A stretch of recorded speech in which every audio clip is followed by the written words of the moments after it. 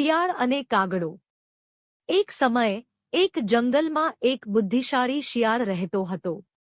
એક દિવસ તે ખાવા માટે કંઈક શોધી રહ્યો હતો। એટલામાં તેને એક ઊંચા ઝાડ પર બેઠેલો કાગડો જોવા મળ્યો। કાગડાના મોંમાં એક સારો મોટો ટુકડો રોટલો હતો। શિયાળે વિચાર્યું, આ રોટલો મારા હાથે આવી જાય તો મજાની વાત। શિયાળે કાગડાને બોલાવ્યું, અરે કાગડા ભાઈ, આજે તમે ખૂબ સુંદર લાગો છો।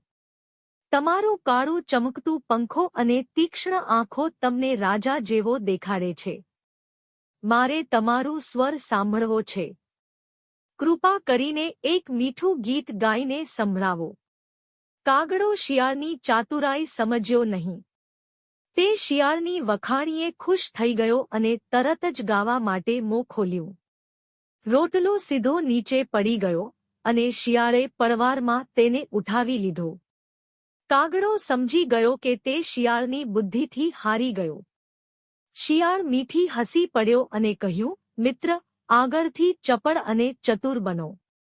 બધાના વખાણ પર ના જશો, એ કહેતા જ શિયાળ રોટલો લઈને જંગલમાં ગાયબ થઈ ગયો।